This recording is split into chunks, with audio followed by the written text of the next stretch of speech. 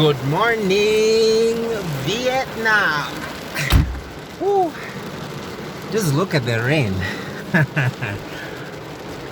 Man, it's crazy out here. Thank God. Got a little something there. So, how you guys doing? This is actually my favorite kind of weather. I just feel, I don't know, awake in it. So, we are on page 8. I don't know if you can hear me well because it's so loud. The rain is really like loud and there's a lot of wind too. So anyway, I hope you can hear me. All right. Page 8, work. The woodcutter works in all seasons. Splitting wood is both action and inaction. Do woodcutters work in all seasons?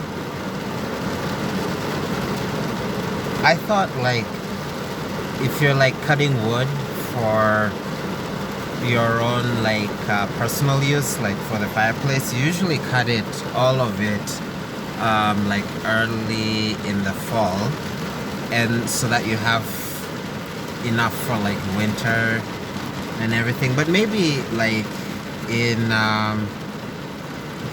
the ancient Chinese context, like that was true. I'm not sure, but we'll go with what the poem is saying. The woodcutter works in all seasons. Splitting wood is both action and inaction. Huh.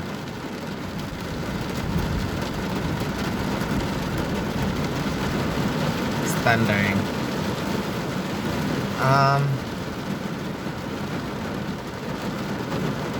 Even when it is snowy, the woodcutter must split wood.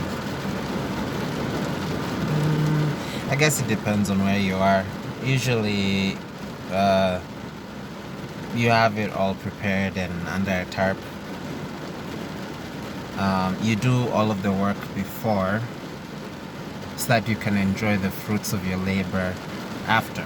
I guess that's how I kind of take cultivation.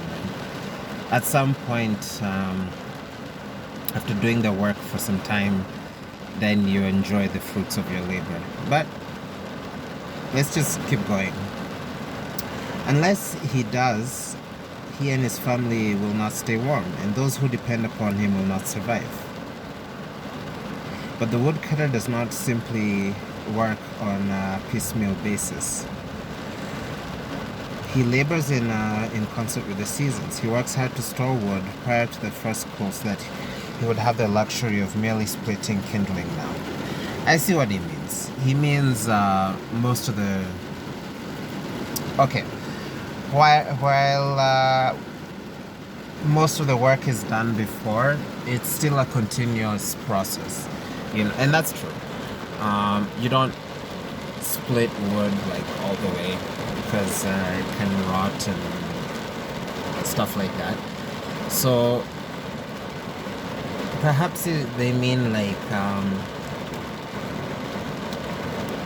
even after doing some aspects of cultivation, like the refining and the subtler aspects still have to be done on a continuous basis pretty much all of your life. And that's cool. That's totally cool, and I sort of agree with it. Like, I don't believe like at some point the work will never really be finished, because I don't think there's any limit to what we as living beings that are part of the all can become. I don't think there's any limit to that. So yeah, I see where it's going. His work seems slight in one season because he was industrious in the previous one. Exactly. Okay. When he splits wood, he must place the log on the block and raise his axe. But he must strike the wood with the grain, and he must let the axe fall with its own weight. I think, yeah. If he tries to chop across the grain, his effort would be wasted. Yeah, it's super hard.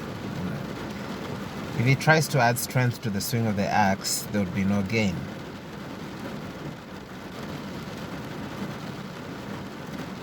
And that goes into what the poem is saying. Splitting wood is both action and inaction. And it's actually such a good metaphor for the Tao, you know. And goes back to what we were talking about yesterday, wuweir, right? Doing nothing. It's a very fine balance. But actually, this is a very good analogy, and I'll keep it in mind.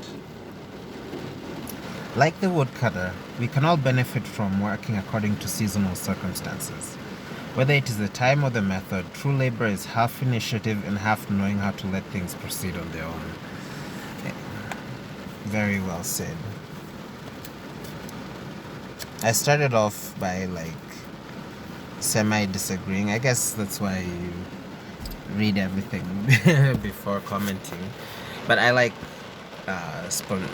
giving my immediate reactions as they come.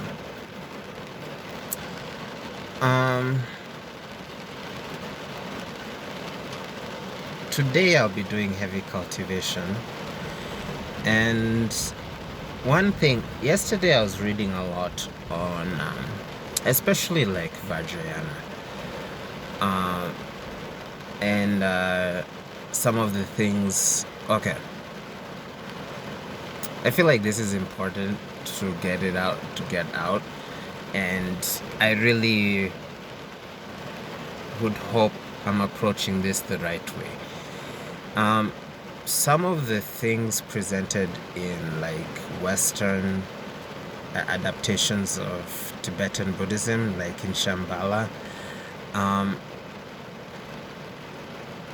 are really hard to implement in the modern context, right? And what ends up happening is just people. The ultimate goal of spirituality for me is not just gaining massive energy, right? It's about becoming a better person, you know. And if you look at Theravada Buddhism, like one of the main things is the sense of morality that comes in it, you know. That not just celibacy, but refraining from doing actions that not just increase karma, but may just make it harder for you to progress spiritually, you know. Spirituality is about not just harmoniously living with the world, but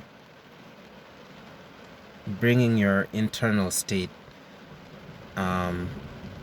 to a higher, more refined, more loving, more peaceful state than it's ever been, you know. So one of the difficult, as I was reading about Shambhala, Vajrayana in the West, and other practices and all that, I felt like that sense of a concrete moral basis was sort of lacking. And maybe that's because, again, I wasn't exposed too much to it, but this is my experience. Specifically, like in yesterday's talk, when I was saying like people should try to approach problems like in a spontaneous manner, the emphasis was also on like a positive, non-psychotic way, right? Positive, grounded way of approaching things. So I guess what I'm trying to say is, as I go through this book and as I read, as I explore Taoism, the moral foundation of all spiritual practices should not be forgotten, should not be ignored. When I talk about wuweir, the spontaneous and harmonious response to arising phenomena, it's with the understanding that ultimately this spontaneity is a creative process that helps the individual not just help themselves but also their environment. Okay, I hope that's clear. So anyway, another thing, one last thing, while I'm cultivating, I noticed that I was putting a lot of emphasis on the phenomena of cultivation, the egg, chi, all that stuff. It really isn't that important. Meaning, the important thing is it's not the different things that chi does in your body, because it does a million different things, right? The important thing is just resting the awareness in emptiness, that emptiness from which everything else arises. Okay, now the different sensations chi produces in the body, it's a good sort of indicator to tell you, yeah, you're not just sitting there, you are doing something, but it's not the ultimate goal. The ultimate goal is absorption into the emptiness. Okay, hope that's clear. Anyway, still thundering, and the rain has calmed down a little bit. I hope you have a great cultivation day, and take care.